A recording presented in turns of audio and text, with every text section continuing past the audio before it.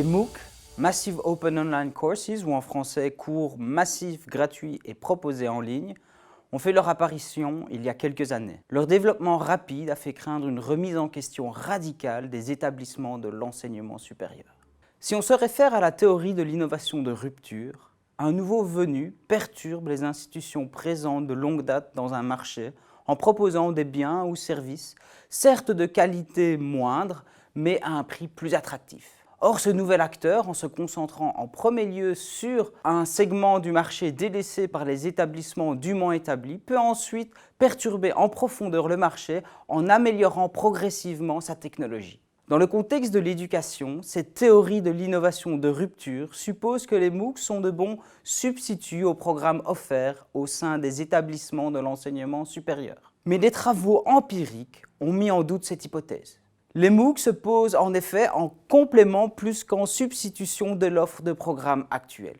Par exemple, les MOOC et plus globalement l'utilisation des technologies de l'information et de la communication peuvent être une vitrine pour promouvoir les établissements de l'enseignement supérieur. C'est ce rôle promotionnel que j'ai mis à l'épreuve des faits dans ma recherche. J'ai analysé des données de la plateforme Fun, France Université Numérique, et des inscriptions dans les universités françaises provenant du ministère de l'Enseignement supérieur, de la Recherche et de l'Innovation.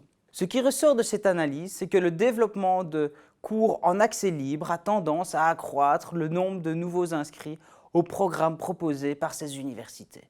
Cette tendance est relativement plus forte pour les universités situées en province et celles qui sont le mieux placées dans le très influent classement de Shanghai. Comment peut-on expliquer ce résultat ? L'analyse d'inscription à ces MOOC et de leur couverture médiatique confirme deux hypothèses.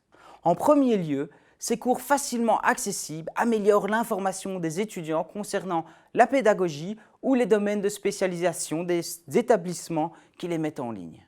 En deuxième lieu, l'immense buzz médiatique créé autour des MOOC a aussi permis d'attirer l'attention de certains étudiants. Dès lors, les cours en ligne peuvent être vus comme une vitrine marketing pouvant informer et persuader les étudiants dans leur choix de lieu d'études. Les discours alarmistes suite à l'avènement des MOOC semblent dès lors peu fondés empiriquement. Les nouvelles technologies seraient donc un bon moyen d'attirer de nouveaux étudiants dans des filières, et tout ça en adéquation avec leurs attentes. Certains établissements de l'enseignement supérieur l'ont déjà bien compris. Depuis peu, des cours destinés aux lycéens ont d'ailleurs été mis en ligne sur la plateforme Fun afin de mieux les guider dans leur choix d'orientation. À l'aune de cette étude, il faudrait prescrire davantage ce genre d'initiative.